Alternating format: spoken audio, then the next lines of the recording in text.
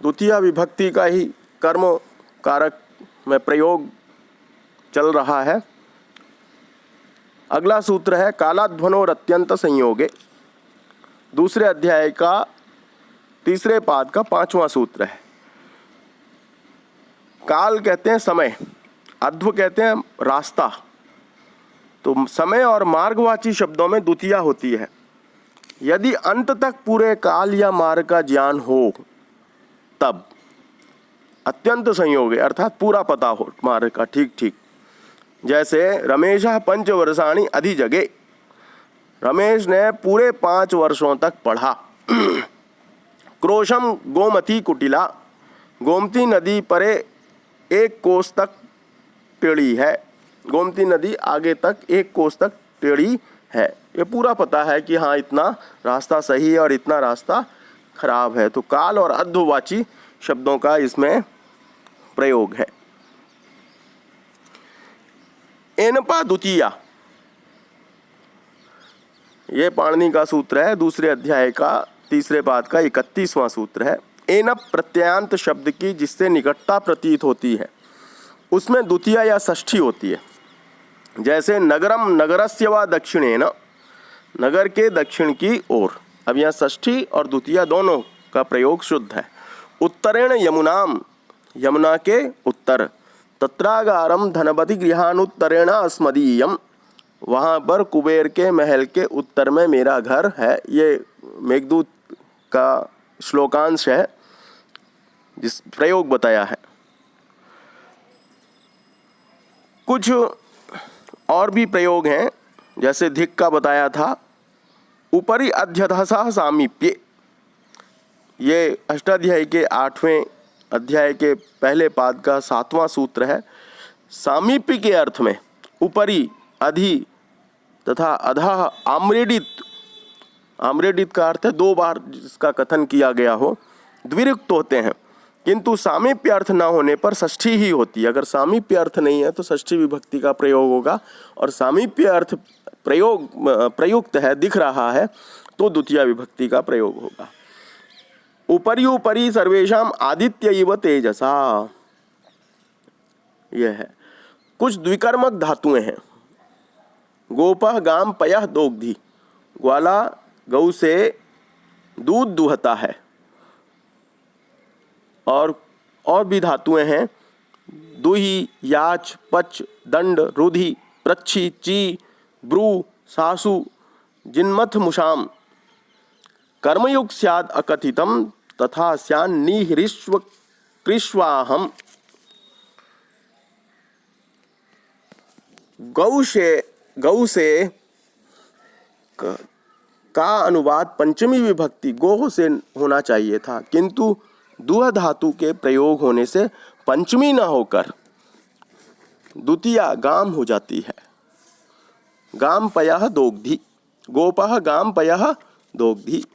तो गाम में जो द्वितीया विभक्ति हुई है दुह धातु का प्रयोग होने के कारण द्वितीया हुई है, अन्यथा गाय से दूध निकालता है पंचमी होनी चाहिए थी। लेकिन दुह धातु का प्रयोग द्विकर्मक धातुओं वाली धातुओं में से आता है, इसलिए ये नीचे जो लिखी 16 धातुएं बताई थी अभी फिर देखेंगे। इसी प्रकार निम्न 16 धातुएं तथा इनके अर्थ वाली धातुएं द्विकर्मक हैं। दूह, गोपः गाम दोग्धी पयः, ग्वाला गाय से दूध दुहता है। इस अर्थ में साधारणतया अपादान कारक होता है, अतः इसमें पंचमी विभक्ति गो होनी चाहिए, परंतु यहाँ पर गाय दूध के निमित्त मात्र के लिए गृहीत है, अवधि रूप में नहीं। इसलिए उपर्युक्त नियमानुसार गाय की कर्म संज्ञा हुई। अभिप्राय यह है निकला कि पयः कर्मक, गो संबंधी दोहन व्यापार हुआ। यदि अपादान की विशेष विवक्षा होगी तो गोपालः गोर दोग्धी पयः ऐसा ही प्रयोग होगा। इसी भांति याच आदि क्रियाओं के साथ द्विकर्मक का संबंध समझना चाहिए। दूसरी धातु याच है, मांगने अर्थ में है, इसमें भी द्वितीय विभक्ति का प्रयोग होता है। दरिद्रः राजानम वस्त्रम याचते, दरिद्र राजा से कपड़ा मांगता है। तीसरी पच धातु है पकाने अर्थ में। यह सह तंडुलान ओदनम पचति, वह चावलों से भात पकाता है। चावल, कच्चे चावलों को कहते हैं तंडुल, और जब पक जाता है तो ओदन बोलते हैं। तो सह तंडुलान ओदनम पचति, वह चावलों से भात पकाता है। दंड देने अर्थ में, सजा देना अर्थ। राजा चौरम शतम दंडयति, राजा चोर को 100 रुपये का दंड निर्धारित करता है या जुर्माना करता है। तो दंड देने अर्थ में चोर को दंड दिया जा रहा है, इसलिए चौर में द्वितीया विभक्ति का प्रयोग है। पांचवी रुध घेरना अर्थ है। व्रजम अवरुणद्धिगाम, गाय को व्रज में घेरता है। छठी धातु है प्रच्छ, पूछना अर्थ है। इसका प्रयोग है मुनिम मार्गम पृच्छति, मुनि से रास्ता पूछता है। ची धातु, ची चयन करने अर्थ में है, बटोरने अर्थ में। लताम चिनोति पुष्पाणि, बेल से फूल चुनता है। ब्रू बोलने अर्थ में है। शिष्यम धर्मम ब्रूते, शिष्य से धर्म की बात कहता है। नौवीं धातु है शासन करने अर्थ में है।